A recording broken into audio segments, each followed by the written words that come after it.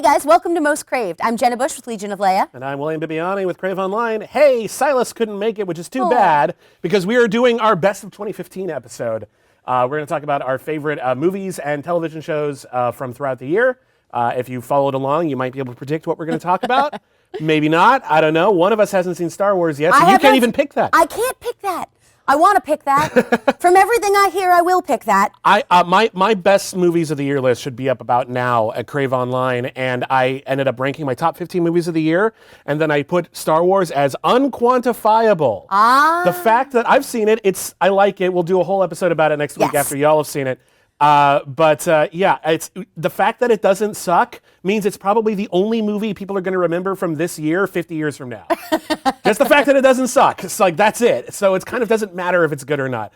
Anyway, we'll talk about that next week. That didn't make any of our lists right now. Let's start off with movies. Do you want to talk about your favorite movie of the year? Okay. Mad Max, Fury Mine Road. too. It was so good. I know we've talked about this before, but I love the fact that it didn't start with a script, that it started with storyboards, that I really didn't need that much script. The visuals, everything was practical. I mean, there were composite shots. And they removed wires and things. They were crazy. Yeah, but still, I mean, I actually know somebody somebody who knew a stunt guy on there, and he said they were kind of crazy. Oh, yeah. But it was so well done. I love Charlize Theron. I love her. I love you.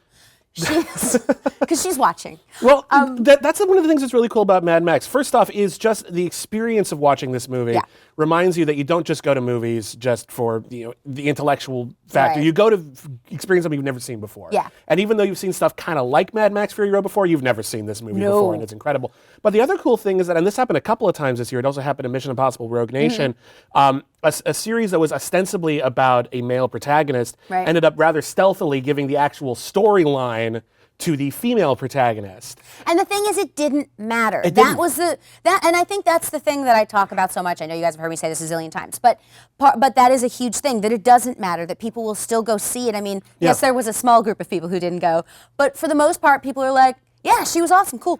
Yeah. And that's all you need to say. And then someone like, oh, it's called Mad Max. Well, it's the legend of Mad Max. Fine. The Wizard of Oz isn't the protagonist of The Wizard of Oz. That's not necessarily what it's about. You know, it's just the title. In any case, the movie is fantastic. I'm glad you picked it. I'm also going to go with my, this isn't my number 2 or anything. I'm going to bounce around my list again. It's all at Crave.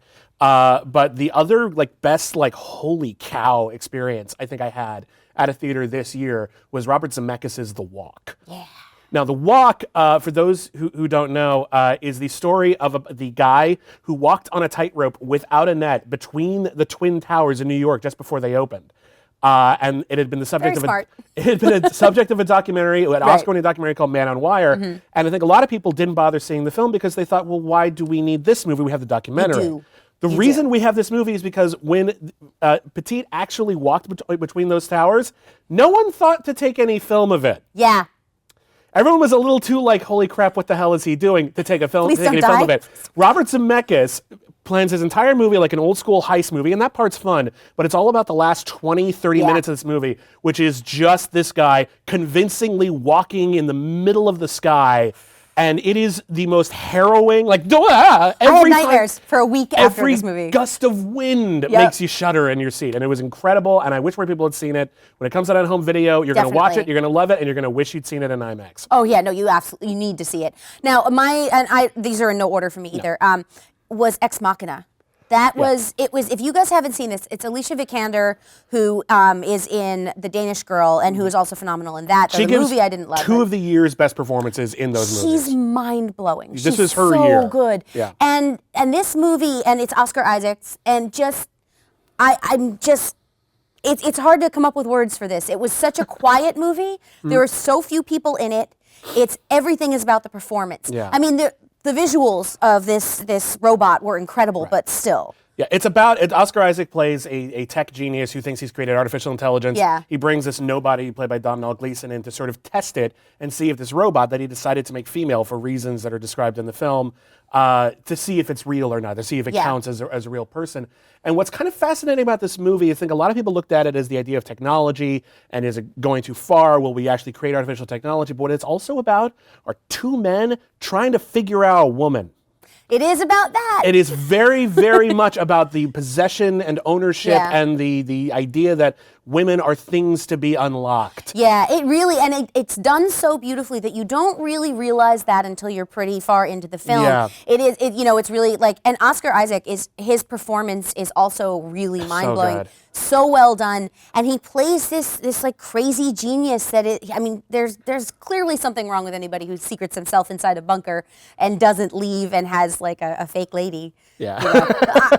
I mean, maybe if you enjoy that sort of thing, that's great. I'll say this is my number 2 movie of the year, and this movie is a documentary, and it is astounding. It is The Look of Silence, and it is the follow-up to the incredible documentary, The Act of Killing, both of which were about the Indonesian genocide of the 1960s, which has been so effectively covered up in that country that the people who actually killed hundreds, if not thousands, of people personally walk the streets and are proud of it, and they'll talk to you all about it. And then the first film is all about their bravado. This new film, The Look of Silence, is all about a guy whose brother died in the genocide, confronting these people. They don't know who he is, and they're all bragging about it. And then he just sort of brings up casually in conversation, you know, the guy you just bragged about killing was my brother. Yeah. And then you just watch them justify it.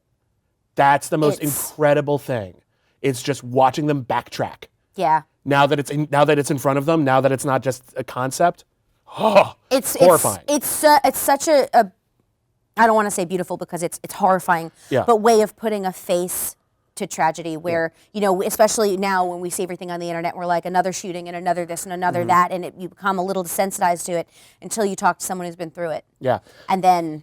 Well, that's what's beautiful about it is that the guy who's going around interviewing these homicidal maniacs basically comes at them. He doesn't have fury. Yeah. He's actually very understanding, and he's just trying to understand what happened. And that's the thing that's beautiful about it, is that he can reach some sort of zen. Yeah. Yeah. So another one that I loved was Inside Out.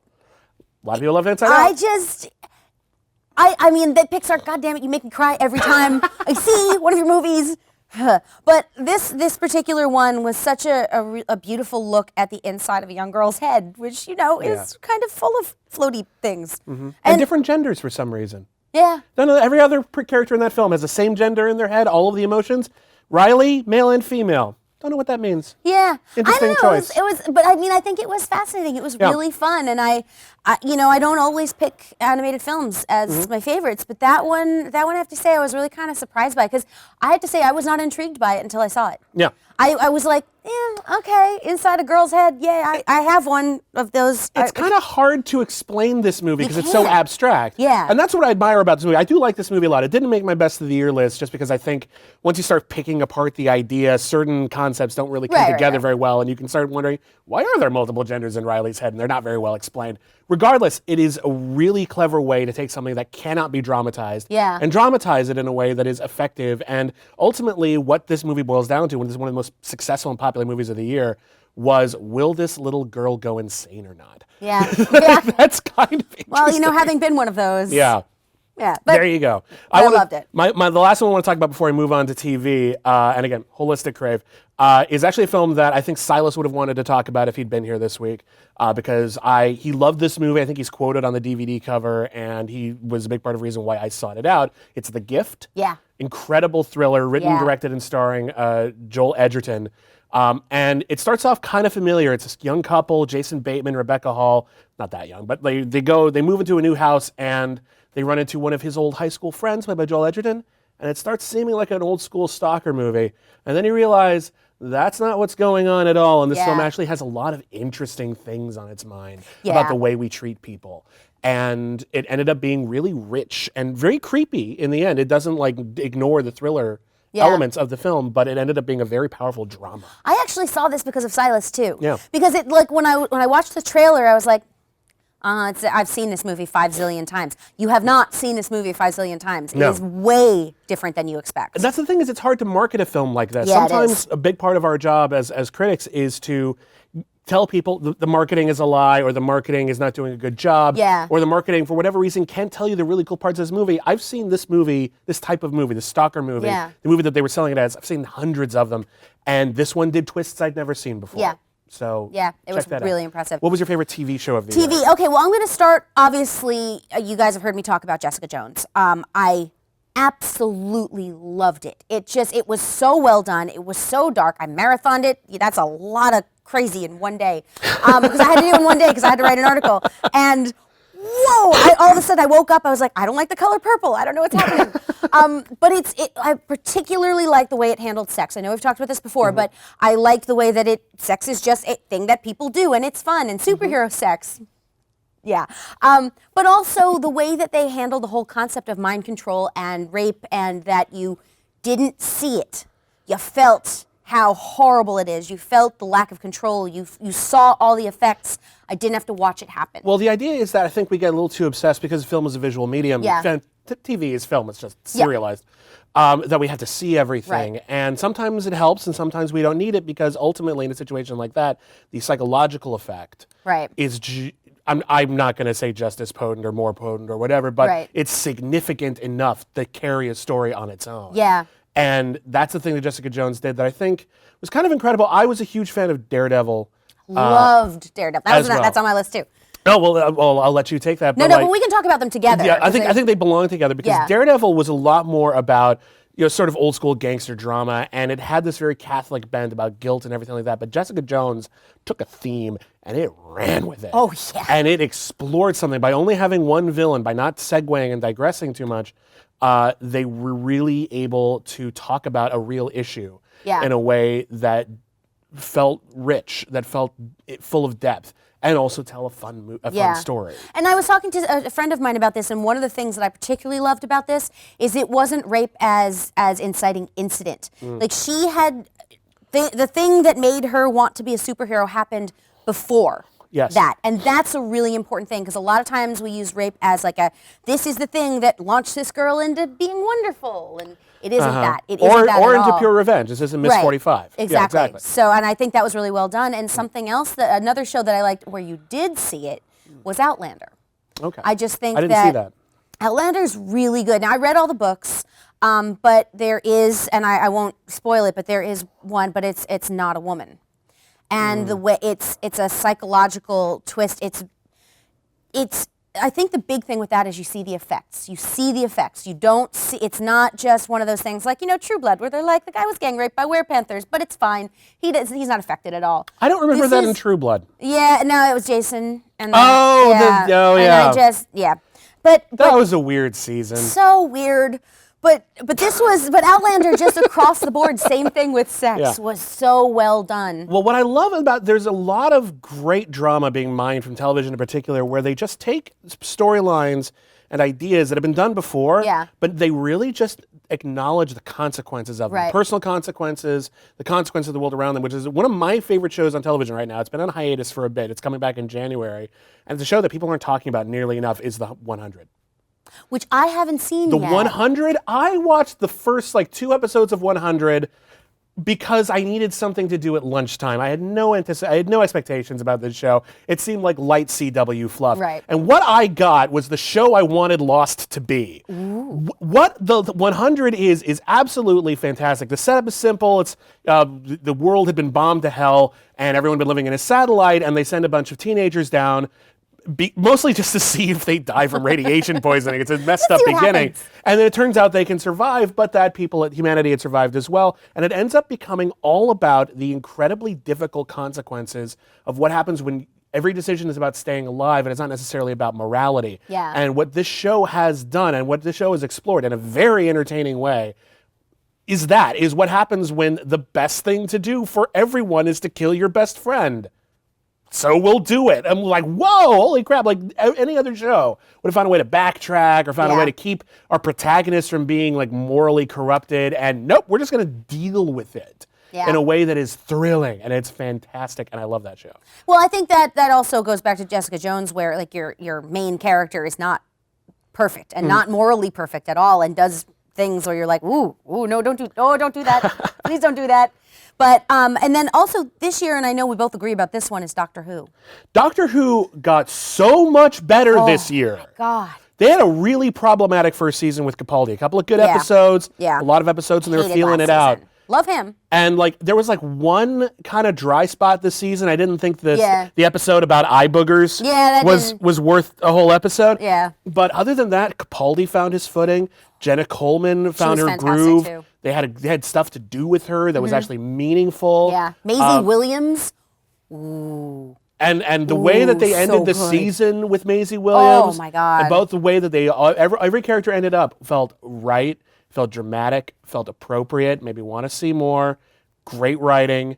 Seriously, some of the best episodes of Doctor Who since Russell T Davies left. Yes, absolutely. Including the one that's an exploration of grief that is just heartbreaking and brilliant and so well done. And if you've ever lost anybody or known anyone that's lost anybody, it's to watch that. It's just it's cathartic. It's just it's a penultimate episode. So if you want to watch it, it stands alone. Yeah, and we brushed over, but Daredevil is phenomenal. Loved Daredevil. Absolutely Daredevil loved it. is a freight train of a drama, and I think a lot of people were comparing it quite favorably to The Wire. Yeah. And with good cause. Yeah. A lot of it's just because it's about both sides of the equation at once. It's about the heroes and villains simultaneously. Yeah. And about how they all think they're right.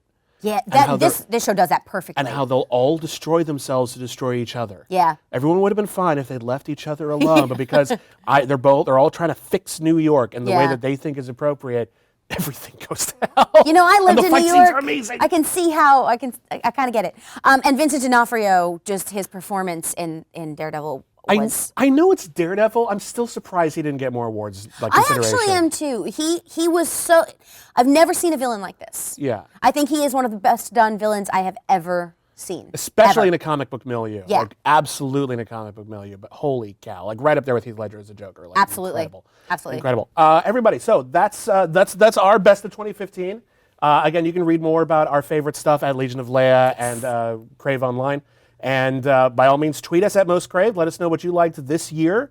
We will be back next week with our spoiler-filled talk about Star Wars: The Force Awakens. We're waiting until everyone's had a chance to see it before we do that. We're not going to be rude. I suggested being rude. I got vetoed.